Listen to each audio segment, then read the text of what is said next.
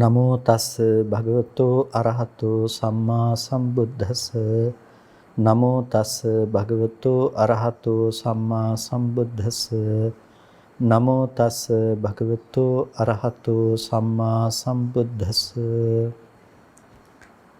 ශ්‍රද්ධා සම්පන්න කාරුණික පින්නතුනි හැම කෙනෙක්ම උතුම් සද්ධර්ම ශ්‍රවණය සඳහා සූදානම් වන මොහොත අභිධර්ම පිටකයට අයත් විභංග ප්‍රකරණය පිළිබඳව කෙරෙන මේ සාකච්ඡාවේදී අපි විභංග ප්‍රකරණයෙහි ඒ මුල්ම විභංගය වන කන්ද විභංගයට අදාළව රූපය පිළිබඳව පැහැදිලි කර ගැනීමයි සිදු කර ගනිමින් පවතින්නේ. එහිදී විශේෂයෙන්ම පසුගිය දේශනාවන් තුළින් අපි රූපයේහි ස්වභාවයන් පිළිබඳව හඳුනා ගන්නට යෙදුණා. විශේෂයෙන්ම අපි කන්ද විභංගයේහි සුත්තන්ත භාජනීය කොටස අවසන් කරලා අභිධම්ම භාජනීය කොටසට ප්‍රවේශය සලසාගෙන ඉන්පසුව රූපය පිළිබඳව විභජනය කරගනිමින් අභිධම්ම භාජනීය ක්‍රමයට අනුව මේ විග්‍රහ කර ගැනීම සිද්ධ කරගනු ලබන්නේ. එහිදී රූපය න හේතු අහේතුකං හේතු විප්පයුත්තං සප්පච්චයං සංකතං කියන කරුණු පිළිබඳව තමයි ප්‍රධාන වශයෙන්ම අප අවධාරණය යොමු කරලා තේරුම් ගන්නට උත්සාහවත් උනේ. ඉතින් ඒ පසුගිය සතියේදී අපි කරපු දේශනාව සහ ඒ දේශනාවට අදාළව ඒ රූප සටහන් සකස් කරලා ඒ පින්වත් ලක්ෂිකා කුරුවිටාරච්චි මහත්මිය යොමු කරලා තිබුණා. ඒ වගේම අද දවසේ දේශනාවලට අදාළ වෙන රූප සටහන සමග එතුමියටත් පුණ්‍ය අනුමෝදනා කරනවා. ඒ පසුගිය සතියේදී කරපු දේශනාවට අදාළ රූප සටහන ඇසුරු කරගෙන අපි ඒ පිළිබඳව නැවත සිහිපත් කර ගැනීමක් සිදු කරගෙන ඊට පස්සේ අද දවසේදී මාතෘකාවේ අනික් කරුණු පිළිබඳව දැන් සාකච්ඡාවට යොමු වෙමු.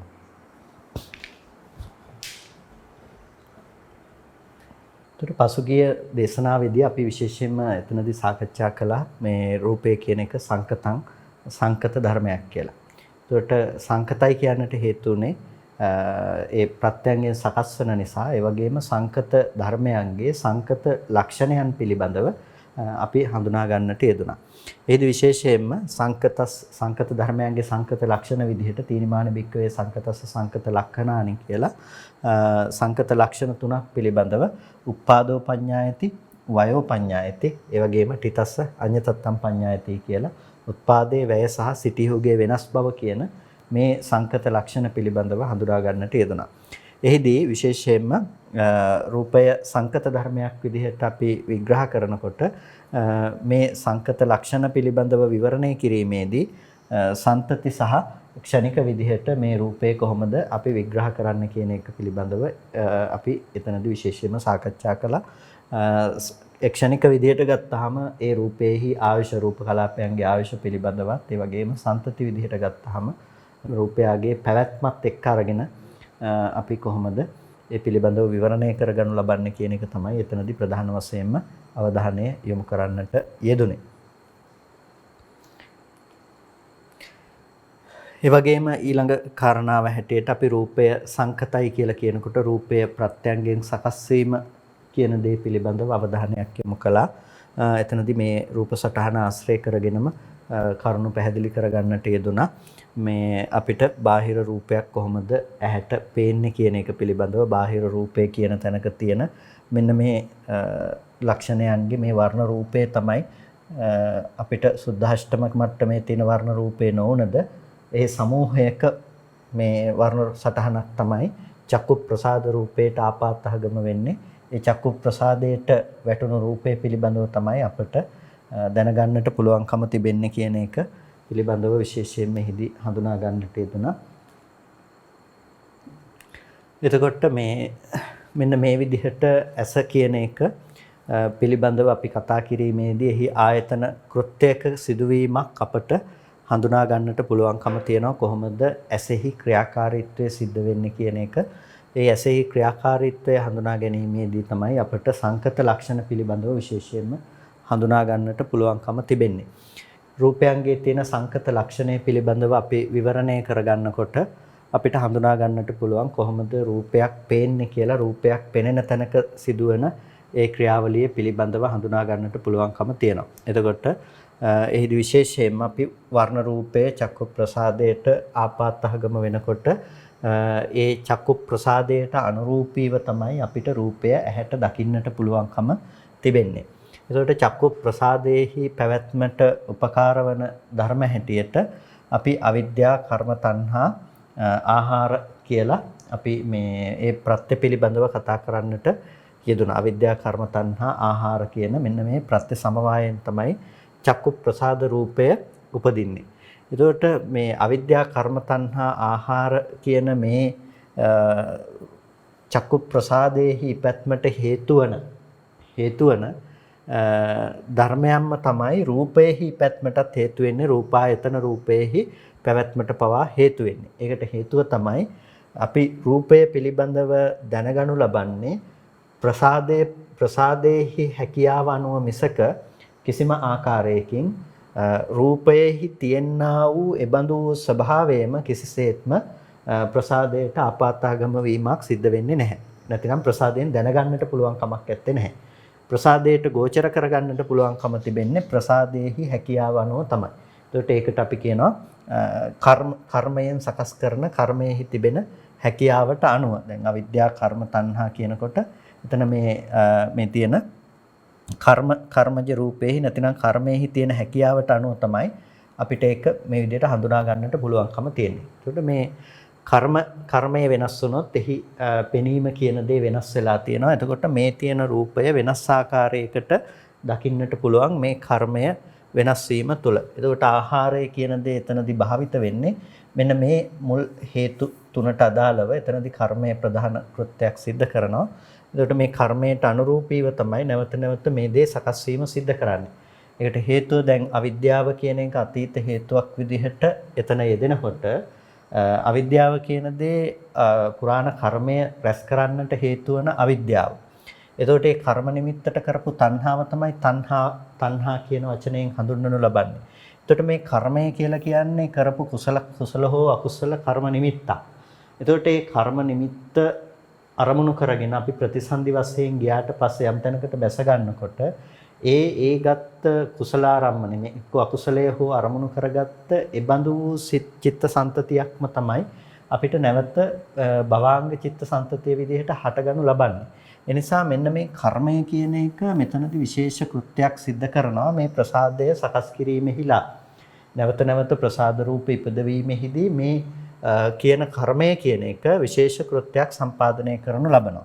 එතකොට මේ ප්‍රසාදයේහි සකස් වීම වර්තමාන ප්‍රත්‍ය වෙන මේ කබලින්කාර ආහාරය කියනකොට මෙතන පොදුයි අපි සාමාන්‍යයෙන් කතා කරන්නේ ආහාරය කියලා. නමුත් අපි කබලින්කාර ආහාරය කියන එක මෙතනදී පොදුවේ ගත්තාම කබලින්කාර ආහාරය මේ විදිහේ රූප දකින්න පුළුවන් වෙන විදිහකට සකස් කරලා දෙන්නේ මෙන්න මේ කර්මය තුල කර්ම නිමිත්ත තුල තමයි ඒක සකස් කරලා දෙන්නේ.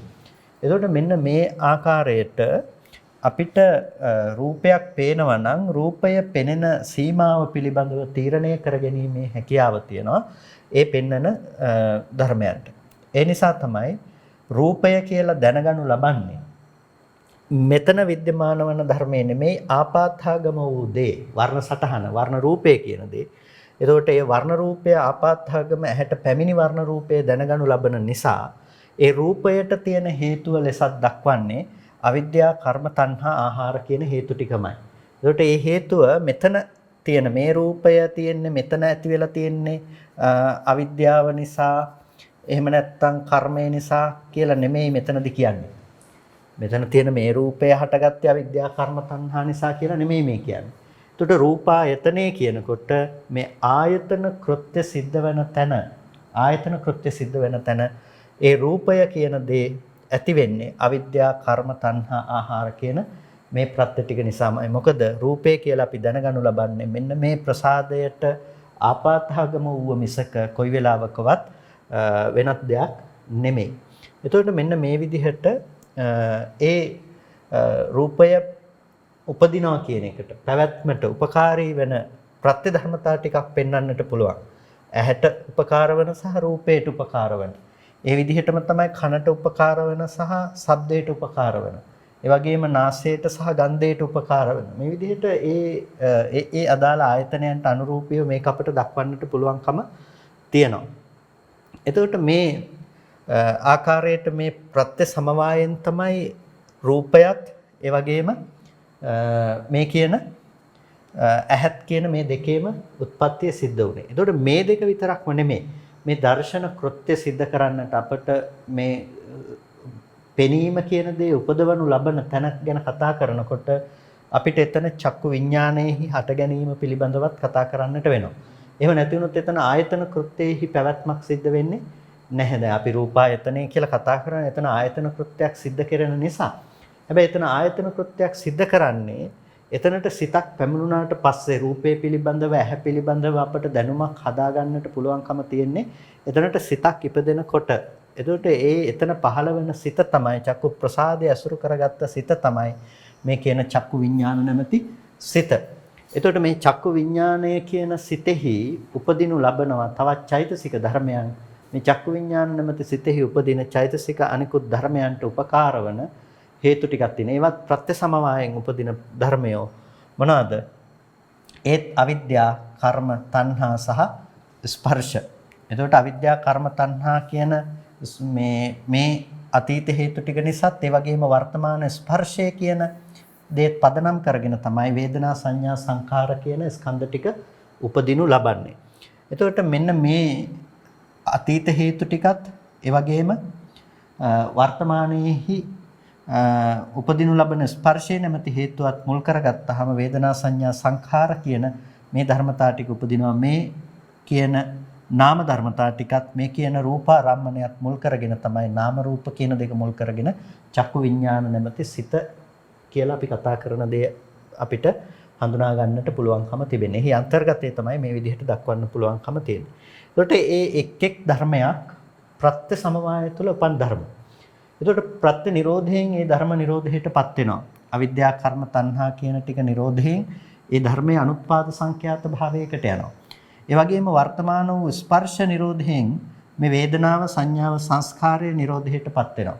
ඒ නිසා ස්පර්ශ නිරෝධයෙන් වේදනා නිරෝධය, ස්පර්ශ නිරෝධයෙන් සංඥා නිරෝධය, ස්පර්ශ නිරෝධයෙන් සංස්කාර නිරෝධය, නාම රූප නිරෝධයෙන් විඥාන නිරෝධයයි කියන මේ නිරෝධය පිළිබඳව අපිට මෙතනදී විශේෂයෙන් හඳුනා ගන්නට පුළුවන්කම තියෙනවා.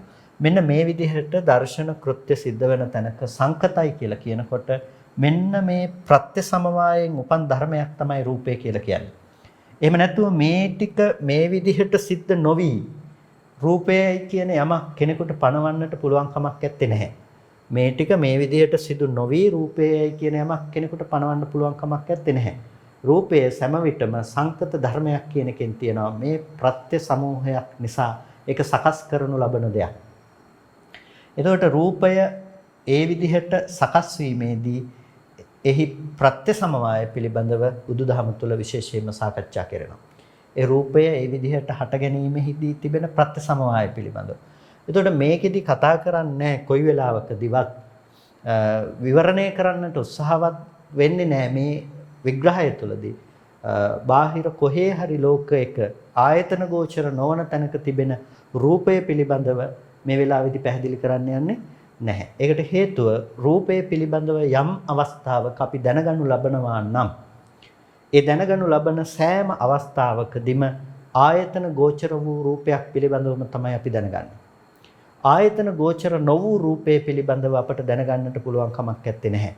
මේ වෙලාවේදී අපි කවදාවත් නොහිතපු නොදකපු රූපයක් පිළිබඳව අදහසක් ඔබට උපදවන්නට පුළුවන් කමක් නැත්තේ නැහැ. නොහිතපු නොදකපු රූපයක් පිළිබඳව අදහසක් ඔබට උපදවන්නට පුළුවන් කමක් නැහැ. උපදවන්නේ ඒ දැකපු රූපයක් පිළිබඳව.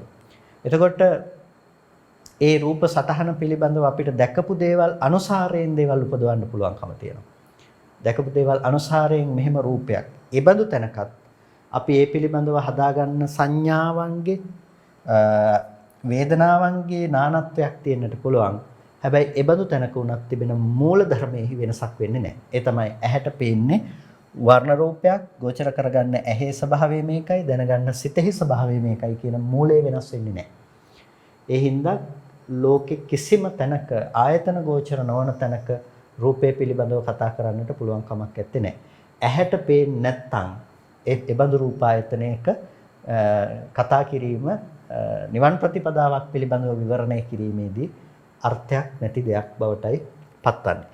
රූපේ සංකත ධර්මයක් කියලා කියනකොට අපි මෙන්න මේ ප්‍රත්‍ය ධර්මයන්ගෙන් උපදින නිසා අපි ඒක රූපේ සංකතයි කියලා කියනවා. එතකොට රූපයක් පේනවා කියන තැනදී නියෝජනය වෙන්නේ මෙන්න මේ කියන මේ සමස්ත સિદ્ધාන්තයම. ඇස රූපේ සහ මෙන්න මේ කියන සිත මේ වේදනා සංඥා සංස්කාරයන්ගෙන් යුක්ත මෙන්න මේ සිතයි කියන මෙන්න මේ ධර්මයන්ගෙන් යුක්ත වූවක් තමයි අපි පෙනීම කියන තැන පිළිබඳව කතා කරන්නේ. ඒ නිසා රූපායතන රූපේ පිළිබඳව විග්‍රහ කරනකොට බුදුරජාණන් වහන්සේ ඒ වගේම චක්කායතන රූපේ පිළිබඳව විග්‍රහ කරනකොට මෙන්න මේ අවස්ථාව දක්වාම ඒක විග්‍රහ කරනවා. ඒක මෙතන ගැන විතරක් කියලා නතර වෙන්නේ නැතුව රූපේ ගැන විතරක් කියලා රූපායතන රූපේ විග්‍රහය නතර කරන්නේ නැතිව මෙන්න මේ චක්කු විඥාණය දක්වාම ඒ රූපය කියන දේ පිළිබඳව කරන විග්‍රහය අරගෙන යනවා. යම් අවස්ථාවක ඇහැට රූපේ ගැටෙනවා නම් ඇහැට ඇසෙහි රූපේ පතිත වෙනවා නම් රූපේහි ඇස පතිත වෙනවා නම් මෙන්න මේ ආකාරයට නොඑක් පරයයන් ඔස්සේ ඒක විභජනය කරගෙන ගිහිල්ලා ඊට පස්සේ නැවත මේ යම් වෙලාවක මේ ඇසට රූපේ ගැටුණු තැනක ස්පර්ශය චක්කු සම්පස්සේ උපදිනවා නම් චක්කු සම්පස්සයෙන් උපන් වේදනාව තියෙනවා නම් සංඥාව චේතනාව සංස්කාරය තියෙනවා නම් ඒ වගේම විඥානය තියෙනවා නම් මේක තමයි චක්කායතනය මේක තමයි රූපායතනය කියලා මෙන්න මෙතනට යනකම්ම දක්වනවා සම්පූර්ණම රූපායතනයේ පැවැත්ම නැතිනම් චක්කායතනයේ පැවැත්ම කියන එක. එතනින් එහාට ඒ පිළිබඳව වෙනම විග්‍රහ කරගෙන යෑමක් නැහැ. මෙතනට එනකම්ම ඒ විග්‍රහය දක්වනවා ධම්මසංගණි ප්‍රකරණයෙහි චක්කායතන රූපකාණ්ඩයේහි චක්කායතන රූපේ සහ රූපායතන රූපේ පිළිබඳව කෙරෙන විග්‍රහයන් වලදී.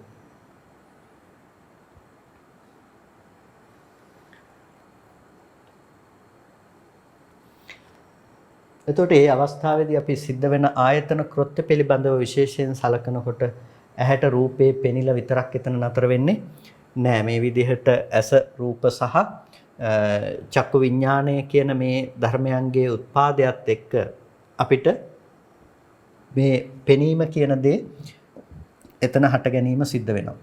එතකොට පෙනීම ඒ තමයි දර්ශන කෘත්‍ය කියලා කියන්නේ. දර්ශන කෘත්‍ය සිද්ධ වෙන්නට නම් ඇස රූපේ සහ මෙන්න මේ සිතෙහි පැවැත්ම වන්නට අවශ්‍යයි. එතකොට මෙන්න මේ චක්කු විඥාණය ඇති වුණාට පස්සේ දර්ශන කෘත්‍ය සම්පාදනය වුණාට මේ හිතේ ඇත්තේ නැහැ විතර්කණය කරනකම. මේ චක්කු විඥාන සිතේ ඇත්තේ නැහැ රූපය මොකද්ද කෙබඳු ස්වභාවයෙන් යුක්ත දෙයක්ද කියලා හිතන කමක් විතර්කණය කරන කමක් ඇත්තේ නැහැ. එතකොට එහෙම අරමුණක මේ රූපේහි ගිහිලා නැවත කෙබඳු වද්ද කියලා හැසිරෙන ਵਿਚාරය ආදී ලක්ෂණ පවා ඇත්තේ නැහැ. එතකොට මේක විපාක සිතක් විතරයි එතනදී सिद्ध කරලා තියෙන්නේ මේ රූපේ පිළිබඳව තිබෙන වේදනා සංඥාදී ලක්ෂණයන් අනුව රූපාරම්මණය පිළිබඳව දැන ගැනීම කියන කෘත්‍ය විතරයි. රූපේ දැනගන්නා මොහොත තමයි චක්කු විඥාන අවස්ථාව. රූපේ දැනගන්නවා කියන එකෙන් අදහස් කරන්නේ නැහැ කිසිම විදිහකින් මේ අම්මය මේ තාත්තය මේ ලෝකය මේ විදිහට කියලා මේ විදිහේ දේවල් දැනගන්නවා කියලා. එහෙම දේවල් දැනගන්නේ අපි විතක්ක ਵਿਚාර සහිත සිතකින් විතක්ක ਵਿਚාර රහිත ඒ දෙක නැති සිතකින් එහෙම දැනගන්නට පුළුවන් කමක් නැත්තේ නෑ. ඒ බඳු දේවල් අපිට සිද්ධ වෙන්නේ මනෝ විඥාන මට්ටමේ චිත්තයකින් මිසක කොයි වෙලාවකවත් චක්කු විඥාන හෝ මනෝ ධාතු සිතකින් ඒක සිද්ධ වෙන්නේ නැහැ. එතකොට ඊළඟ අවස්ථාව තමයි මෙතන විශේෂයෙන් දක්වලා නැතත් මනෝ ධාතු අවස්ථාව. මනෝ ධාතු අවස්ථාව විශේෂ අවස්ථාවක්. ඒකට හේතුව තමයි ඇහැ රූප සහ මේ චක්කු විඥාන කියන තුන්දෙනාම එකතු වෙලා ඇති වුණ ධර්ම සංතතියක පැවැත්මක් මෙතන තියෙන්නේ. එතකොට මෙන්න මේ චක්කු විඥාන සිත හටගෙන නිරුද්ධ වෙනකොට එතකොට මේ චක්කු විඥාන සිතෙන් රූපය පිළිබඳව යම් මට්ටමකට දැනගත්තා. මොකද මේ චක්කු විඥාන සිත ඉපදුනේ කුමක් ඇසුරු කරගෙනද මේ කියන චක්කු ප්‍රසාදය ඇසුරු කරගෙන තමයි මේ සිත ඉපදුනේ. එතකොට චක්කු ප්‍රසාදය ඇසුරු කරගෙන ඉපදුණු නිසා ඒ ප්‍රසාදයට ආපු මේ රූපාරම්මණය පිළිබඳව යාට හොඳටම දැනගන්නට පුළුවන්කම තිබුණා. මේ ඇසට පැමිණි ප්‍රසාදයේ මතට පැමිණි මේ රූපාරම්මණය පිළිබඳව මේ සිතට හොඳට දැනගන්න පුළුවන්කම තිබුණා. ඒකට හේතුව මේක වස්තුව කරගෙන තමයි ඇස වස්තුව කරගෙන මෙතන තමයි මේ සිත ඉපදුනේ. මේක වස්තුව කරගෙන මෙතන තමයි සිත උපදුනේ. එතකොට සිත එතන උපදිනකොට ඒ ප්‍රසාදයේ මතට පතිත වූ රූපාරම්මණයම හොඳට අරමුණු කිරීමේ හැකියාව මේ සිතට තිබුණා. එතකොට මේ සිත හටගෙන ඉතුරු නැතුව නැති වෙලා යනවා. චක්කු විඥාන සිත ඒ මොහොතේදී නැති වෙලා යනවා. එතකොට චක්කු විඥාන සිත හටගෙන නැති වෙලා යනකොට ස්වභාවය තමයි ඒ චක්කු විඥාන සිතෙන් දැන් අරමුණු කළා මේ ඇසට පැමිණියා වූ රූපාරම්මණය පිළිබඳව අන්න ඒ රූපාරම්මණය පිළිබඳව ගත්ත. එතකොට ප්‍රසාදයේ හැකියාවත් චක්කු විඥාණයෙන් දැනගත්ත විඥානන කෘත්‍යයේ හැකියාවත් කියන සියලුම දේ එකතු කරලා ඒ කියන්නේ මේ තුනම සමව සරණකොට මේ තුනම එකතු කරලා ඊට පස්සේ ඔසවා තැබීම විදිහට තමයි අරමුණු කරන්නට පුළුවන් වෙන විදිහට ඔසවා තැබීමක් විදිහට තමයි මනෝ ධාතු සිතක් උපදින්නේ. එතකොට මේ මනෝ ධාතු සිත ඉපදුනාට පස්සේ මේ මනෝ ධාතු සිතෙන් කලේ සම්පූර්ණම මේ තියෙන මේ ප්‍රශ්න ටික ඔක්කොම අයින් කරලා දාලා මේ පැති මෙහෙම නැතුව චක්කු විඥාණයෙන් ගත්ත අරමුණ අරගෙන ඉපදීම. එතකොට මෙන්න මේ මනෝ ධාතු සිත යම්කිසි මේ චක්කු විඥාණයෙන් ගත්ත අරමුණ අරගෙන ඉපදුනා නම් අන්න ඒ දේ දිහා බලාගෙන මේ සිත හටගෙන නිරුද්ධ වුණාට පස්සේ ඒ නිරුද්ධ වූ සිත අරමුණු කරගෙන තමයි මේ විපාක මනෝ විඥාන සිත උපදින්නේ. එතකොට විපාක මනෝ විඥාන සිත යම් අවස්ථාවකදී ඉපදුනා නම් ඒ විපාක මනෝ විඥාන සිතෙන් කරන්නේ කුමක්ද? විපාක මනෝ විඥාන සිතෙන් කරන්නේ ඒ රූපේ පිළිබඳව කරනු ලබන විඥානනය. එතකොට ඒ රූපේ පිළිබඳව යම් අපි පනවගත්ත යම් හඳුනා ගන්න ස්වභාව ලක්ෂණයන්ගෙන් ඒ පිළිබඳව දැනගන්න බවක් තිබෙනවා නම් ඒක සම්පූර්ණම කරන්නේ මෙන්න මේ මනෝ විඥාන සිතෙන්. එතකොට අර දැකපු දේ අරඹය අපි ඇති කරගනු ලබන නිමිති. දැකපු දේ අරඹය අපි දැන ගැනීම කියන දේ සිද්ධ කරන්නේ අර මනෝ ධාතුවෙන් ඔසවා දුන්න අරමුණ අරගෙන. එතකොට මේ මනෝ ධාතු සිතෙන් ඔසවා දුන්න අරමුණ අරගෙන ඒ මනෝ විඥාන ධාතු සිත ඉපදුනහම එතනින් සිද්ධ කරනව නැවත විඥානන කෘත්‍යයක්. මනෝ ධාතු සිතේ ලක්ෂණය උනේ රූපේ පිළිබඳව දැන ගැනීම නෙමෙයි. චක්කු විඥාන සිතෙනුත් රූපය ගැන දැනගන්නේ නැහැ. මනෝ ධාතු සිතෙනුත් රූපය පිළිබඳව දැනගන්නේ නැහැ. දැනගන්නේ නැහැ කියන එකෙන් අදහස් කළේ වැරදිවට ගන්න එපා. රූපය ගැන දැනගන්නවා. හැබැයි ඒ රූපය මෙන්න මේ දෙයි කියලා හඳුනා ගන්නා විඥානනය කරන කෘත්‍යය. දැන් මෙතනදී රූපේ පිළිබඳව දැනගන්නේ නීලකම්පි සංජානාති පීතකම්පි සංජානාති කියලා අර හඳුනාගත්ත දේ තමයි දැනගන්නේ. නිල් පාට මෙහෙම හැඩයක් කියන ඒ ගති ස්වභාව විතරයි මෙයා අරමුණු කළේ. මෙයා දැනගත්තේ. එතකොට මනෝ ධාතු සිතෙන් කළෙත් ඒ ස්වභාවයම අර චක්කු විඥාණයෙන් හදපු දේම පිටපත් කර ගැනීම. එතකොට ඒ දේම ඔසවා තැබීම තමයි මනෝ ධාතු සිතෙන් කරන්නේ. මනෝ විඥාන ධාතු සිතෙන් කරන්නේ. විඥාන සිතෙන් කරන්නේ මොකද්ද? අර මනෝ ධාතුවෙන් ඔසවා තබපු දේ අරමුණු කරලා එතකොට එතන විඥානන කෘත්‍යයක් සිද්ධ කිරීම. ඒ නිසා මේ මනෝ ධාතු සිතෙත් හැකියාවක් ඇත්තේ නැහැ. රූපේ පිළිබඳව කෙලෙස් වශයෙන් හැසිරීම හෝ නිකලෙස් වශයෙන් හැසිරීමට යෑම හෝ ඒ කියන්නේ මේ Nirodhe පැත්තට මානසිකාරයක් පැවැත්වීමක් හෝ කිසිම දෙයක් එතනදි සිද්ධ වෙන්නේ නැහැ. එතකොට රූපේ පිළිබඳව වෙනම එතනදී විතක්ක ਵਿਚාර ආදී පහළ වීමක් පවා මනෝ ධාතු සිතෙන් කරන්නේ. එයාගේ එකම හැකියාව තමයි චක්ක විඥාණයෙන් ගත්ත අරමුණ මනෝ විඥාණයට අරමුණු කළ හැකි පරිදි ඔසවා තැබීම කියන එක. එතකොට මෙන්න මේ විපාක මනෝ විඥාන සිතෙන් තමයි රූපේ පිළිබඳව යම් විතක්ක ਵਿਚාර සහිතව යම් විඥානනයක් සිද්ධ කරනු ලබන්නේ. විතර්කණය කළා විචාර කරලා ඒ රූපේ පිළිබඳව විඥානනය කරනු ලබන්නේ. හැබැයි තාමත් ඒක කෙලස් නෙමෙයි. එතකොට කෙලස් කෘත්‍ය සාම සම්පාදනය කළා නැහැ. එතකොට කෙලස් වශයෙන් ඒක අරමුණු කිරීම පිණිස මේ හිත නිරුද්ධ වෙනකොටම ඊට පස්සේ නැවත ඒ ආරම්මන සිතක් ඉපදිලා ආපහු ඇති වෙනවා මනෝ විඥාන සිතක්. මේ මනෝ විඥාන සිතට කියනවා කර්ම මනෝ විඥාන කියලා. කර්ම මනෝ විඥාන. එතකොට මේ කර්ම මනෝ විඥාන සිතෙන් මොකද කරන්නේ? අර විපාක මනෝ විඥාන සිතෙන් හටගෙන නිරුද්ධ වුණ ඒ රූපය පිළිබඳව දැනගත් ලක්ෂණයම ඊට පස්සේ මේ කර්ම මනෝ විඥාන සිතෙන් කරන දේ තමයි ඒ ආශ්‍රවයන්ගෙන් කෙලෙසුන්ගෙන් ඇසුරු කරන්නට පුළුවන් වෙන විදිහට අරමුණු කිරීම. එතකොට එහිදී ලක්ෂණයක් තියෙනවා මේ මනෝ විඥාණයෙන් අර මේ සියල්ලම් පිළිබඳව හටගෙන නිරුද්ධ වෙච්ච ධර්මයන් පිළිබඳව නොදක්වා කෙලින්ම අර රූපය පවතින රූපයයි ගන්නවා.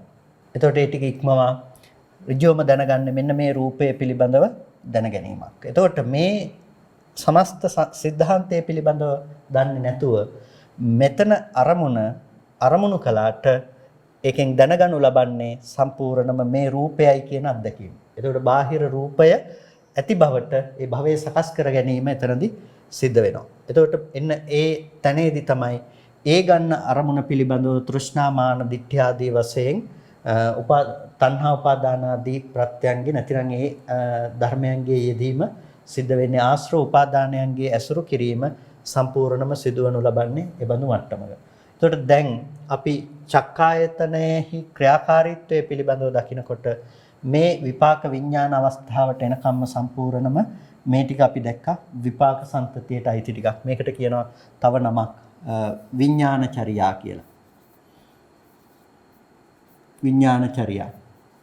එතකොට මේ විඥානචර්යා කියන එකෙන් මේ ටිකේ කර්ම කෙලෙස් ආශ්‍රව ආදී දේවල් එදිලා නැහැ. මේ ටිකේ කිසිම තැනක ඒ පැවැත්ම නැහැ. ඒ ටිකේ පැවැත්ම මෙන්න මේ අඥානචර්යා කියලා යෙදෙන මේ කොටසට තමයි ඒක අයිති වෙන්නේ. එතකොට මෙන්න මේ විදිහට අපි රූපය පිළිබඳව දැනගන්නකොට රූපය පිළිබඳව තේරුම් ගන්නකොට අපිට ඊට පස්සේ හඳුනා ගන්නට පුළුවන්කම තිබෙනවා සංකත ලක්ෂණය පිළිබඳව තේරුම් ගත්තා වගේම රූපමේව කියන එක. එතකොට මේකෙදි හඳුන්වනු ලබන්නේ රූපය කියන ධර්මයේ පිළිබඳව රූපී කියන වචනේ. එතකොට රූපී. එතකොට රූපී කියලා කියන්නේ මොකක්ද? රූපය කියන ධර්මයේ රූපී කියලා හඳුන්වනු ලබන්නේ මේක හැම වෙලාවකදීම පේන්නේ රූපයක් බවට පත් වුනහම මේක තේරුම් කිරීමේ පහසුවට මෙතනදී මම ලෝකයන් කියන දේත් එක්කම ඒ කියන්නේ රූපය කියන්නේ ලෞකිකයි කියන දේත් එක්කම එකට අරගෙන පැහැදිලි කරන්නම්. එතකොට රූපී ලෝකයන් කියන මේ දෙකම. එතකොට මේ රූපේ රූපී ධර්මයක්, රූපය ලෝකයන් ලෞකික දෙයක්. එතකොට රූපී කියන මේ වචනේ දිහා බැලුවහම රූපී කියන වචනය විවිධ අර්ථවල පාවිච්චි වෙනවා. දැන් රූපී කියලා කියනවා රූපාවචර ධ්‍යාන ලබාගත් තැනට. ඒ වගේම ආත්මය රූපී කියලා ගත්තා කියලා කියනවා. ඒ කියන්නේ රූපවත් වූ දෙයක් හැටියට ආත්මය පිළිබඳව සලකපු දෘෂ්ටිය පිළිබඳවත් හඳුන්වන අවස්ථා තියෙනවා රූපී කියන වචනේ තුලින්. එතකොට රූපය පිළිබඳව විවරණය කරනකොට රූපය රූපී කියලාත් කියනවා. එතකොට මේ රූපය පිළිබඳව යෙදෙන අර්ථකථන ටික ඒ විදිහට විවිධ අර්ථවල යෙදিলা තියෙනවා. මෙතනදී අපි ගන්නෙ රූපවත්ව පේනවා කියන එක. නැතිනම් ආත්මේ රූපවත් කියලා ආදී ගන්න දෘෂ්ටි ආදී විවරණයක් නෙමෙයි. මේක රූපවත්ව පේන දෙයක් හැටියට. ඒකම අපි ලෞකිකයි කියන අර්ථයත් එක්කම අපි තේරුම් ගනිමු. එතකොට ලෝකයන් කියනකොට ඒක මේ ලෞකික දෙයක්. ලෞකිකයි කියනකොට මේ ලෝකයට අයිති දෙයක්. ලෝකයට අයිති දෙයක්, ලෝකයේ තුල පවත්නා දෙයක්. එතකොට ඇයි මෙහෙම කියන්නේ? මේක කියන්නේ හේතු රූපී ලෝකයන් කියන එක මේ කියන්නට හේතුව. එතකොට මේ රූපය කියන දේ මේ විදිහට හටගන්නට ප්‍රධානම හේතුව තමයි රූපය රූපී කියලා කියන්නට අරූපී නෙමෙයි කියන එක. රූපය කියන්නේ අරූපී වූවක් නෙමෙයි. අරූපී වූවක් නෙමෙයි කියලා කියන්නේ දැන් අරූපී ධර්ම තියෙනවානේ. වේදනා සංඥා සංඛාර විඥාන කියන මේවට කියන අරූපී ධර්ම. ඒවා කවදාවත් පේන්නේ නැහැ. ඒකට මේ නොපෙනෙන මේ විදිහට රූපී නොවන දෙයක් නෙමෙයි රූපය කියලා කියන්නේ. හැම වෙලාවකදීම රූපවත් වෙන දෙයක්. ඒක ඇහැට පේනවා, කනට ඇහෙනවා, නාසයට දැනෙනවා. ඒ නිසා සියලුම රූපය රූපී හැම වෙලාවකදීම ඒක विद्यමානයි. ඒක හැම වෙලාවකදීම අපට ඒ ආයතන ගෝචර වෙන වෙලාවේදී ඒක පනවන්නට පුළුවන්කම තියෙනවා. ඒක හැම වෙලාවකදීම භෞතිකව අපිට ඒ දේ පිළිබඳව පනවන්නට පුළුවන්කම තියෙනවා ආයතනයකට ගැටෙන මොහොතකදී. ඒ පිළිබඳව කතා කරන්නට පුළුවන්. ඒක ඒ විදිහට රළුයි කියන මට්ටමකින්. ඒ නිසා ඒක රූපවත්ව පේනවා. සතර මහා ධාතු සහ උපාදාය රූපයන්ගේ ලක්ෂණ නිසා අපිට මේ ධර්මයේ ආයතන ගෝචරව හඳුනා ගැනීමෙහි හැකියාවෙන් යුක්තයි. සතර මහා ධාතු සහ උපාදාය රූප කියන මේ ධර්මයන්ගේ හැකියාව නිසා අපිට ඒක ඒ හඳුනා ගැනීමෙහි හැකියාවෙන් යුක්තයි. ඒ නිසා තමයි ඒක රූපී කියලා කියන්නේ. ඒක ද්‍රව්‍යාත්මකව विद्यමානයි. ඒක ද්‍රව්‍යාත්මකව विद्यමානයි. දැන් මේ මොහොතට තමයි. හැබැයි ඒක මේ මොහොතේදී ඒබඳු වර්ණ රූපයක් නැතිනම් පේන්නේ නැහැ. ආපාතාගමයට ලක් වෙන්නේ නැහැ. මේ රූපේ නැහැ කියලා කතාවක් කොතනකදීවත් කියන්නේ නැහැ. රූපය තියෙනවා. තියෙන නිසා තමයි ඇහැට ආපාතාගම වෙන්නේ. එතකොට ආපාතාගම වූ රූපායතනය හැම කාලයකදීම තියෙන දෙයක් නෙමෙයි. මේක හේතු නිසා ඉපදුණු දෙයක්. හේතු නැති වෙනකොට නැති වෙලා යන දෙයක්. ඒ නිසා රූපේ නැතුව නෙමෙයි රූපේ තියෙන ධර්මයක්. තියෙන්නේ මොන රූපේද? අනිත්‍ය වුණ සංකත වුණ එබඳු රූපයක පැවැත්මක් තියෙනවා. ඒක ආයතන ගෝචර වුණ රූපයක්. බුදුරජාණන් වහන්සේ එක අවස්ථාවකදී දේශනා කරන්නේ මහන්නේ යමෙක් ලෝකයේ යම් නොනැත්තේ රූපය ඇතයියි කියනවා නම් මමත් එබඳු රූපය ඇතයියි සම්මතයි. කොහොම රූපේද ඇතයි කියලා කියන්නේ? අනිත්‍ය සංකතාදී වූ ලක්ෂණයන්ගෙන් යුක්ත රූපේ. යමෙක් ලෝකේ රූපේ නැතයි කියනවා නම් එබඳු රූපේ මම නැතයි කියලා කියනවා. කොහොමද? නিত্য වශයෙන් තියෙන සාස්වත වූ රූපයක් නැහැයි කියලා කියනවා. මහන්නේ මම එබඳු රූපයක් නැහැයි කියලා කියනවා. එතකොට රූපය තියනවා කියලා බුදුරජාණන් වහන්සේ දේශනා කරනවා කොහොම රූපයක්ද? අනිත්‍ය සංකත රූපයක්. එතකොට අනිත්‍ය වෙන ප්‍රත්‍යසමවායෙන් උපදින ප්‍රත්‍යනිරෝධයෙන් නිරෝධයටපත් වෙන රූපයක් නැහැ කියලා කියන්නට කාටවත් පුළුවන් කමක් නැත්තේ නැහැ. රූපයක් තියෙනවා. එතකොට අන්න ඒ රූපය රූපී කියන වචනයෙන් හඳුන්වනු ලබනවා. ඒ වගේම ලෝකයන් කියලා හඳුන්වනු ලබනවා. ඒක ලෝකය තුල ඇසුරු කරන්නට පුළුවන්කම තියෙන දෙයක්. ඒක ලෝකයන් කියලා කියන ලෞකිකයි හැම වෙලාවකදීම මේක ලෞකික ධර්මයක් රූපය කියලා කියන්නේ. ඒක ලෝකෝත්තර ධර්මයක් එහෙම නෙමෙයි. ලෝකෝත්තර ධර්මයක් රූපේ කවදාවත් ලෝකෝත්තරයට අදාළ වෙන දෙයක් නෙමෙයි. ඒක ලෞකික ධර්මයක්. ඒක ඇසුරු කරනකොට ඒ ඇසුරු කරන අවස්ථාවන්හිදී Nirodha සාක්ෂාත් කිරීමකින් තොරව රූපය ඇසුරු වෙන්නෙම ලෞකිකාදී චිත්තයන්ගෙන් ලෞකික සිත් වලින් තමයි ඒක ඇසුරු කරන්නට පුළුවන්කම තියෙන්නේ. එතකොට මේ රූපය කියන දේ පිළිබඳව අපි තේරුම් ගන්නකොට අපි මේ සිදුවීම පිළිබඳව අපි හඳුනාගත්ත ප්‍රධාන වශයෙන්ම ඇහැට වර්ණ රූපයක් ප්‍රසාදයට මේ එන්නේ කොහොමද කියලා මේ පැවැත්ම පිළිබඳව අපි විශේෂයෙන්ම හඳුනා ගන්නට යෙදුණා. එතකොට මේ හඳුනා ගැනීමත් එක්කම අපිට ඊට පස්සේ දකින්න පුළුවන්කම තියෙනවා මේ ස්කන්ධ පංචකයේ පැවැත්ම. නැත්නම් චක්කු විඥානය කියන මේ දේත් එක්කම ස්කන්ධ පංචකයේහි පැවැත්ම. ඊට පස්සේ විපාක මනෝ විඥාන අවස්ථාව අපි ඊට පසු කලින් රූප සටහන් වලදී ඒ පිළිබඳව සාකච්ඡා කරන්නට යෙදුණා. ඊට පස්සේ කර්ම මනෝ විඥානය කියලා අපි කතා කළා. එතනදී අවිද්‍යාවදී ප්‍රත්‍යසම්වාය නිසා තණ්හා උපාදාන ආදී ඒ ධර්මයන්ගේ සකස් වීම. එතකොට මේ පංච උපාදානස්කන්ධයේහි හට ගැනීම කියලා මෙතනදී දක්වලා තියෙනවා. එතකොට පංච උපාදානස්කන්ධයේහි හට ගැනීම කියලා කියනකොට මේ ආශ්‍රවයන්ගෙන් උපාදානයන්ගෙන් රූපය ඇසුරු වෙන මොහොත. එතකොට මේ කර්ම මනෝවිඤ්ඤාණයෙන් ඍජුවම මේ රූපය පිළිබඳව තමයි හඳුනා ගන්නු ලබන්නේ. එතකොට මේ රූපය පිළිබඳව මෙතනදී හඳුනා ගන්නකොට මේ සිදුවන මේ સિદ્ધාන්තයේ පිළිබඳව කිසිවක්ම නැතිව බාහිර පවතිනා වූ රූපයක් තියෙනවා. ඒක චෛත්‍යයක්, ඒක වන්දනා කළ යුතු දෙයක්, පූජනීය දෙයක්. ඒ නිසා ඒක ආශ්‍රවයන්ගෙන්, උපාදානයන්ගෙන් ඇසුරු කරන්න පුළුවන්. එතකොට ඒක අවිද්‍යාවෙන් තමයි සකස් වෙන්නේ. එතකොට අන්න ඒ අවිද්‍යා ප්‍රත්‍යයෙන් මේක මේ යෙදෙන නිසා අවිද්‍යාදී ප්‍රත්‍ය සංයෝජනය එතන කතා කරන්නට වෙන නිසා මෙතනට කියනවා පංච උපාදානස්කන්ධය කියලා. එතකොට දැන් පංච උපාදානස්කන්ධයෙන් ඇසුරු කරන නිසා සමස්තයක් විදිහට මේ පොදු ධර්මතා ටික සියල්ලම දැන් මෙතන චක්කු විඥානසිත ගත්තොත් එහෙම චක්කු විඥානසිත පංචස්කන්ධයේද පංච උපාදානස්කන්ධයේද කියලා මෙතන පවතින්නේ ස්කන්ධ ධර්මතා ටිකක්.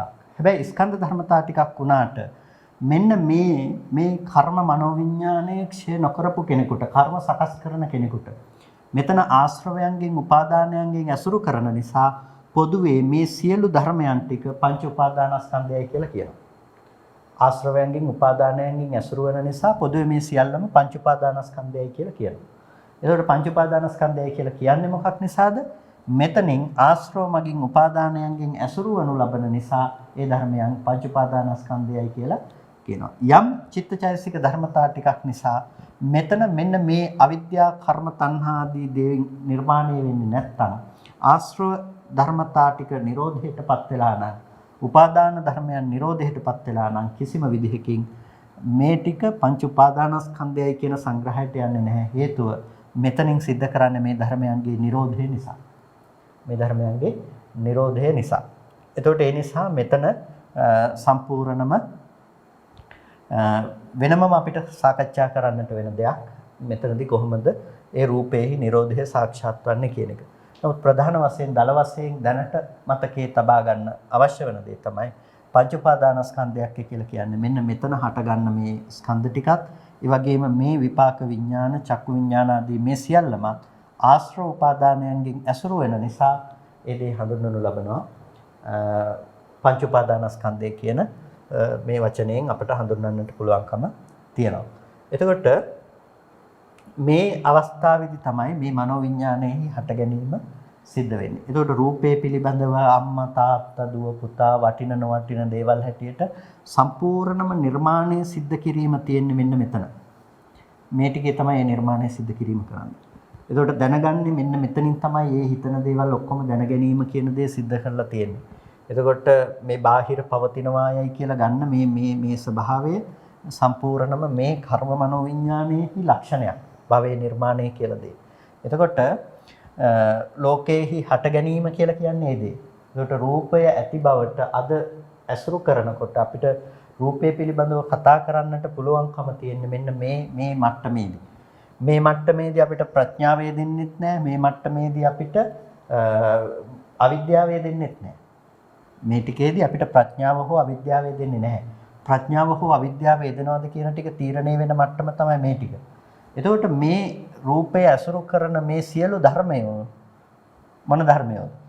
මේ ධර්මය ලෞකිකයි. මේ ධර්මය ලෞකිකයි. ඒ නිසා මේ ලෞකික ධර්මයන්ගෙන් අසුරු වෙන නිසා රූපය අසුරු කිරීම සිද්ධ වෙන්නේ ලෞකික ධර්මයන්ගෙන් නම් එතකොට මේ රූපය ලෝකියන් කියලා කියනවා.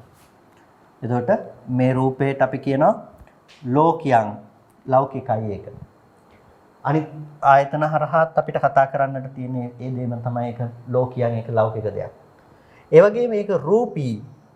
ඒක රූපී කියලා කියන්නේ හැම මොහොතකදීම මේ ආපාතහගමයේ සිද්ධ වෙන්නේ නැත්නම් මේ සිතේ මේ දේ උපදින්නේ නැත්නම් මේ විදිහට ඒක දැනගන්නට පුළුවන් කමක් නැත්තේ නෑ. ඒ නිසා රූපී ඒක රූපවත් වූ කල්හි තමයි දැනගන්නට පුළුවන්කම තියෙන්නේ. මෙතනට ආපාතහගම වීමක් නැත්නම් කිසිම විදිහකින් රූපය දැනගැනීමට පුළුවන් කමක් නැත්තේ නැහැ. ගන්ධයේ නාසයට එන්නේ නැත්නම් ගන්ධය පිළිබඳව දැනගන්නට පුළුවන් කමක් නැත්තේ නැහැ. දිවට රසය ගැටෙන්නේ නැත්නම් රසය පිළිබඳව දැනගන්න පුළුවන් කමක් නැහැ. කයට පොට්ටබ්බේ ගැටෙන්නේ නැත්නම් ඒක දැනෙන්න පුළුවන් කමක් නැත්තේ නැහැ. ආපාතහගමයේ කියන දේ අත්‍යවශ්‍යයි. ආපාතහගමයේ විතරක් නෙමෙයි එතනට මෙන්න මේ සිතෙහි හට ගැනීමත් අත්‍යවශ්‍යයි. ඒ සිතෙහි හට ගැනීමත් කියන මෙන්න මේ ටිකේ එකතුව වෙන තැනක ඒක රූපී ධර්මයක් කියලා කියනවා. රූපී ඒක विद्यमान වෙන රූපවත් වූ දෙයක්. ඒක රූපවත් වූ දෙයක් හැටියට තමයි රූපය දැනගන්නට පුළුවන්කම තියෙන නිසා ඒක මේ විදිහට ආයතනයන් කරා ඇවිල්ලා ගෝචර වෙන ස්වභාවය සම්පත්තග්ගාහීව හෝ අසම්පත්තග්ගාහීව. සම්පත්තග්ගාහී කියලා කියන්නේ ඇවිල්ලා ඒ දේම ස්පර්ශ වන්නට ඕන. රසය වගේ ඇවිල්ලා ඒ දේම ස්පර්ශ වන්නට ඕනේ. අසම්පත්තග්ගාහී කියලා කියන්නේ ඒ දේම ඇවිල්ලා ස්පර්ශ වෙන්න ඕනේ නැහැ. දැන් ගින්දරම ඇවිල්ලා ඇහි වදින්න ඕනේ නැහැ නේ. අපිට ගින්දර දුර තියෙනකොට දකින්න පුළුවන්. වස්තුව එතන තියෙනකොට. මේ විදිහට සම්පත්තග්‍රාහී හෝ අසම්පත්තග්‍රාහීව අපිට ඒ වස්තු දකින්න පුළුවන්කම තියෙන්නේ හෝ විඳින්න පුළුවන්කම තියෙන්නේ හෝ අහන්න පුළුවන්කම තියෙන්නේ ඒක රූපී ධර්මයක් නිසා. ඒක රූපී ධර්මයක් නිසා. ඒක ද්‍රව්‍යාත්මකව विद्यमान වන ධර්මයක් නිසා. එතකොට මේ ද්‍රව්‍යාත්මකව विद्यमान වන ගුණය රූපේ තුල තියෙනවා. ඒ නිසා තමයි ඒක රූපී කියලා කියන්නේ. එතකොට රූප කියන වචනේ පිළිබඳව කතා කරනකොට අපි කියනවා මේක මේ අනිකුත් ධර්මයන්ගෙන් ඒ බිඳී යන ආදී රුප්පන ස්වභාවය නිසා රූපී කියනවා කියලා. රුප්පන ස්වභාවය නිසා. එතකොට මේ ධාතුන්ගේ විපර්යාස ආදී නොඑක් ලක්ෂණයන් නිසා සීතෝෂ්ණාදී ඒ ලක්ෂණයන් නිසා මේක විපර්යාසයට ලක් වෙනවා. විපර්යාසයට ලක්ෂණ ලක්වන නිසා මේක රූපී කියලා අපි රූපය කියලා පාවිච්චි කරනවා කියලා අපි මුලින්ම ඉගෙන ගත්තා. එතකොට මේ රූපය කියලා අපි පාවිච්චි කරනකොට මේක කැඩිලා බිඳිලා මේක විනාශයටපත් වෙලා යන ස්වභාවය නිසා නම් අපි රූපය කියලා කියන්නේ. රූපී කියලා කියන්නේ අන්න එබඳු කැඩිලා බිඳිලා අනිත්‍ය ස්වභාවයටපත් වෙලා නැති වෙලා යන්නට පුළුවන්. එබඳු ලක්ෂණයන්ගෙන් යුක්ත නිසා තමයි මේක රූපී ධර්මයක් කියලා කියන්නේ. එතකොට ඒ සීතෝෂ්ණ ආදී නිසා විකාරයටපත් වන්නට පුළුවන් ස්වභාවයක් පවත්නා නිසා ඒක රූපී කියලා කියනවා. ඒ වගේම ලෞකික ධර්මයන්ගෙන් තමයි ඒක අරමුණු කරනු ලබන්නේ. ඒ නිසා ඒක ලෝකියන් කියලා කියනවා. ලෞකික ධර්මයන්ගෙන් අරමුණු කරනු ලබන්නේ. එතකොට ලෝකෝත්තර ධර්මයන්ගෙන් අරමුණු කරනකොට එබඳු ධර්මයන්ගේ නිරෝධ ස්වභාවය අවබෝධ කිරීම තමයි ප්‍රධාන කොට සිද්ධ කරන්නේ. ඒ නිසා රූපය කියන එක මෙන්න මේ විදිහට ලෝකයන් ලෞකික ධර්මයක් හැටියට සංග්‍රහ කරනවා. ලෝකෝත්තරයට අපරියාපන්නයට රූපය අදාළ වන්නේ නැහැ. අපරියාපන්නයට රූපය අදාළ වෙන්නේ නැහැ. අපරියාපන්න ලෝකේ රූපේ නැහැ. ඒකට කෙනෙකුට හිතෙන්න පුළුවන් මේක මතු පිටින් ස්පර්ශ කරන කෙනෙකුට එතකොට රහතන් වහන්සේට රූපේ නැද්ද කියලා. නෑ, එහෙම කතාවක් පිළිබඳව නෙමෙයි මේ කතා කරන්නේ. මේ සිත පිළිබඳව ගැඹුරු විග්‍රහයකින් අපි මේ කාරණාව පිළිබඳව විවරණය කරගන්නේ. එතකොට අපිට රූපී ලෝකයන් කියන වචන දෙක පිළිබඳව විග්‍රහ කර ගැනීමේදී ඒක අපි දකින්නේ රූපය ලෞකිකයි කියන එක ගැන කතා කරන්නේ. ඒ ලෞකික ධර්මයන්ගෙන් ඒක අසුරු කරන නිසා. ඒ නිසා රහතන් වහන්සේට ඒ ලෞකික වුණ රූපය එබඳු මට්ටමකදී අසුරු වෙන්නේ. ලෞකික වෙන රූපය අසුරු වෙන්නේ නැහැ කියලා කියන්නේ මේ ඇහැට පේන්නේ නැහැ, මේ දැනගන්න පුළුවන් කමකුත් නැහැ කියන එක නෙමෙයි. යම් ස්කන්ධ ටිකක් නිසා නම් නොවෙනස් වෙන Nirodhe සාක්ෂාත් කළ යම් ඥානයක් නිසා නම් අපි රහතන් වහන්සේ කියලා කියන්නේ. ඒ අකෝප්‍ය චේතෝ විමුක්තිය තුළ උන්වහන්සේට රූපය පිළිබඳව නැවත ආශ්‍රවයන්ගෙන් පවත්නා ස්වභාවයක් නැහැ. උපාදානයෙන් ආපහු ඇසුරු කරනවා කියන එක යෙදෙන්නේ නැහැ. ඒ නිසා උන්වහන්සේ සාක්ෂාත් කරන්නේ Nirodha කියන ධර්මයේ පමණයි. ඒ නිසා එතන පැවැත්මක් නැහැ. රූපේ පවතිනවා යයි ගන්නට පුළුවන් ස්වභාවයක් එතන නැති නිසා තමයි රහතන් වහන්සේ කියලා කියන්නේ. ඒකට මෙන්න මේ ආකාරයට තමයි රූපේ පිළිබඳව අපට විග්‍රහ කරගන්නට පුළුවන්කම තියෙන්නේ. මේක ලෞකික සහ ලෝකෝත්තර ભેදය පටලවා ගන්නේ නැතුව තේරුම් ගත්තාම ප්‍රමාණවත්. මේ දෙක මිශ්‍ර කරගත්තට පස්සේ තමයි ප්‍රශ්නයක් ඇති වෙන්නේ. මෙන්න මේ ආකාරයෙන් අපිට පුළුවන්කම තියනවා රූපේහි තිබෙන ස්වභාවය පිළිබඳව රූපී ලෝකයන් කියන මේ වචනයන් අනුව රූපේහි ස්වභාවය හඳුනා ගන්නට. එතකොට මේ අනික් ආයතන කරා ගෝචර වෙන රූපේහි පැවැත්මත් අපිට මේ විදිහටමයි තීරණය කරගන්නට පුළුවන්කම තියෙන්නේ. ඒ වගේම තමයි අපි අර විග්‍රහ කරපු කාරණාව ආයතන ගෝචර වුණ කලක විතරයි රූපවත් වූ විටක විතරයි මේ රූපේ දැනගන්නට පුළුවන්කම තියෙන්නේ. ඒක රූපවත් නොවූ විටක ඒක දැනගන්නට පුළුවන්කමක් නැත්තේ නෑ. මේ ආයතන ගෝචර නොවීම ඇති කල්හි මේ රූපේ තියනවා හෝ නැහැ හෝ කියලා ඔබට දැනගන්නට පුළුවන්කමක් නැත්තේ නෑ. මේක ආයතන ගෝචර වෙනකොට තමයි ඔබට දැනගන්න පුළුවන්කම තියෙන්නේ රූපේ තියනවා කියලා. එතකොට ආයතන ගෝචර නොවන තැන්වලදී මේ රූපේ පිළිබඳව දැනගන්නට පුළුවන්කමක් නැහැ. අපි ගත්තොත් මෙතනදී තියෙන රූපය තියනවායයි ගන්න අනුමානයක් විතරයි. අනුමානයක් විතරයි. එතකොට මේ රූපය පිළිබඳව දැනගන්නට පුළුවන්කමක් නැත්තේ නැහැ. රූපවත් වූ ධර්මයක් හැටියට අපිට දැනගන්නට පුළුවන්කම තියෙන්නේ මේ ඇහැට රූපේ ගැටිලා මෙන්න මේ දැනගන්න ක්‍රියාවලියේදී විතරයි අපිට රූපය පිළිබඳව දැනගන්නට පුළුවන්කම තියෙන්නේ. එතකොට රූපය කියන එක අපි මොන විදියට පැනෙවුවත් ලෝකයේ තුල विद्यमान වන රූප පිළිබඳව අපි කොතෙක් දුරට කල්පනා කළත් ඒ කල්පනා කරන ධර්මය අපිට ඇහැට පෙනෙන මට්ටමක, කනට ඇහෙන මට්ටමක, නාසයට, දිවට, කයට දැනෙන මට්ටමක, එබඳු මට්ටමක තමයි අපි රූපය පිළිබඳව කතා කරන්නේ. එබඳු මට්ටම් වලින් තොරව අපිට කතා කරන්නට පුළුවන් කමක් නැහැ. නිසා ඔබ අරමුණු කරන ඔබ දකින රූපය ඔබේ ආයතනයන්ට මෙතෙක් කල් ගෝචර වුණ රූපයක්. තව කෙනෙක් දකින්නේ ඔහුගේ ආයතනයන්ට ගෝචර වුණ මට්ටමේ ප්‍රසාද රූපයන්ට ගෝචර වුණ මට්ටමේ රූපයක්. එතකොට ත්‍රිසංගත සතෙක් එයා ලෝකයේ පිළිබඳව දකින්නේ එයාගේ මට්ටමේ රූපය, යාට තියෙන බඳු මට්ටමේ සංඥා. දෙවියෙකුට තියෙන බඳු මට්ටමේ සංඥා. එතකොට මේ විදිහට ඒ අයට ස්වභාවය අනුව ඒ බඳු අයට පේන්නේ ඒ විදිහේ ලෝකයේ පිළිබඳව හැඟීම් තියෙන්නේ ඒ බඳු මට්ටම් වලින්. එතකොට මිනිස්සුන්ට ඒ තැන්වල කැමැත්ත උපදිනවා නම් චන්ද්‍රාගය ආදී දේවල් පහළ වෙනවා නම් පහළ වෙන්නේ ඒ බඳු මට්ටමේ රැස් කරගත්ත තැන්වලට අනුව. ඒ නිසා ඒ අයගේ ලෝකයේ තුල ඒ අයට අදාළ වුණ රූපේහි පැවැත්මක් තමයි තියෙන්නේ. කෙනෙකුට අදාළ වුණ ලෝකේහි පැවැත්ම, කෙනෙකුට අදාළ වුණ වර්ණ සංයෝජන සහිත ලෝකයක්. මොකද ආයතන ගෝචර වුණ තැනක තමයි මිනිස්සු රූප හදාගෙන රූප විඳින්නේ. ඒක තමයි අපි ප්‍රධාන වශයෙන්ම තේරුම් ගන්නට අවශ්‍ය වෙන්නේ. එතකොට රූපේ කියලා ඔබ විඳිනු ලබන්නේ බාහිර පවතින ධර්මයක් කියලා කල්පනා කළාට සෑම විටම ලෝකයයි කියලා ඔබ විඳිනු ලබන්නේ ආයතන ගෝචර වුණ ධර්මයක්. එතකොට ඒ බඳු ධර්මයක් රැස් කරගත්ත ආශ්‍රවයන්ගෙන්, උපාදානයන්ගෙන් නැවත ඇසුරු කිරීම විදිහට තමයි ලෝකය තියනවායයි කියලා කල්පනා කරන්නේ. නැතිනම් තියන ලෝකයක් නැවත ඔබට දකින්න පුළුවන් කමක් නැත්තේ නැහැ. ඒක තමයි රූපේහි යථාර්ථය. ඒ යථාර්ථය අවබෝධ කරන්නට අවශ්‍ය ඒ අනිකුත් අවශ්‍ය වන උපාංග ටික, අවශ්‍ය වන අනිකුත් කරුණු ටික තමයි අපි මේ විදිහට මේ සාකච්ඡා කරන්නේ. මේ න්‍යායයන් ඔස්සේ ඔබට මානසිකාරය කිරීම තුළ, මානසිකාරය පැවැත්වීම තුළ ඔබට පුළුවන්කම තිබෙනවා ඒ ඥානය, ඒ අවබෝධය තවදුරටත් දියුණු කරගන්නට. හොඳයි, කල්පනා කරගන්න හැම කෙනෙක්ම අද දවසේදී මේ විදිහට සද්ධර්ම ශ්‍රවණය කරලා යෝනිසෝ මනසිකාරයන් පවත්වලා වටිනා කුසලයක් සිද්ධ කරගන්නට යෙදුනේ. මේ සිද්ධ කරගත්ත සියලුම කුසල ධර්මයන් අපි අනුමෝදන් කළ යුතු අයට අනුමෝදන් කරමු. පළමුවෙන් අපට අර්ථයෙන් ධර්මයෙන් අනුශාසනා කළ අපේ ධර්මාචාර්ය අවසරයි මාංකඩවල සුදස්සන ස්වාමීන් වහන්සේටත්, අවසරයි මාංකඩවල නන්දරත්න ස්වාමීන් වහන්සේටත්, ස්වාමීන් වහන්සේලා දෙනමටම මේ පින් උතුම් නිවනින් සැනසීම පිණිසම හේතුපනිශ්‍රේම වේවා කියලා ප්‍රාර්ථනා කරනවා. ඒ වගේම මේ සියලුම කුසල ධර්මයන් අපි දෙවියන්ටත් අනුමෝදන් කරමු. දෙවියෝ සතුටින් සාදුනාදයෙන් මේ පින් අනුමෝදන් වනු ලබත්වා. දෙවියන්ටත් මේ පින් උතුම් නිවනින් සැනසීම පිණිසම හේතුපනිශ්‍රේම වේවා කියලා සාදු කියලා දෙවියන්ටත් පින් අනුමෝදන් කරමු. ඒ වගේම අද දවසේදී ධර්මදේශනාවෙහි දායකත්වයේ දරන ඒ පින්වත් පිරිස බලාපොරොත්තු වෙනවා. ඒ පින්වත් මහත්මිය ඊශ්‍රායලයේ වාසය කරන W ශාන්ති නිර්මලී ප්‍රනාන්දු මහත්මිය බලාපොරොත්තු වෙනවා මිය පරලෝකීය තමන්ගේ නමින් මිය ගිහිල්ලා ඒ සිටින ඥාතීන්ට පුණ්‍ය අනුමෝදනා කරන්නට, ඒ වගේම පින් අනුමෝදන් කරන්නට බලාපොරොත්තු වෙනවා. නීටා ජෙනට්ගේ සහ ඇන්ටනි ජෝසප්ගේ නමින් මිය පරලෝ යන්නට යෙදුණු මෙලෝ හෝ සාංසාරිකව මිය ගිහිල්ලා යම් ඥාතිවරයෙක් පින් බලාපොරොත්තු වෙනවා නම් ඒ සෑම සිළු දෙනාටම පුණ්‍ය අනුමෝදනා කරන්නට බලාපොරොත්තු වෙනවා. මේ පරලෝකීය යම් ඥාතිවරයෙක් පින් බලාපොරොත්තු වේ නම් සෑම සිළු ඥාති වර්ගයාම මේ පින තමන් කළ පිනක් මෙන් සතුටින් සාදුනාදයෙන් අනුමෝදන් වේවා.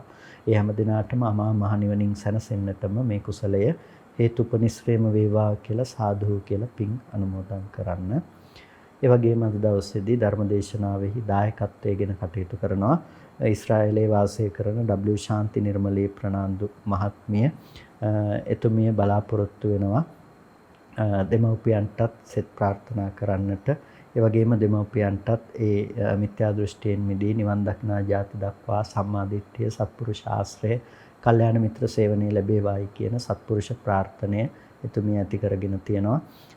එතුමියටත් ඒ දෙමව්පියන් ඇතුළු සෑම සියලු දෙනාටමත් මේ සියලු කුසලයන් අමා මහ නිවනින් සැනසීම පිණිසම ධර්ම ශ්‍රවණය කළ ඔබ සෑම සියලු දෙනාටමත් කායික මානසික සැනසෙල්ල උදා කරගෙන අමා මහ නිවනින් සැනසෙන්නට මේ කුසලය හේතුපනිශ්‍රේම වේවා කියලා සාදු කියලා පින් අනුමෝදන් වන්න. හැම දිනාටම තෙරුවන් සරණයි.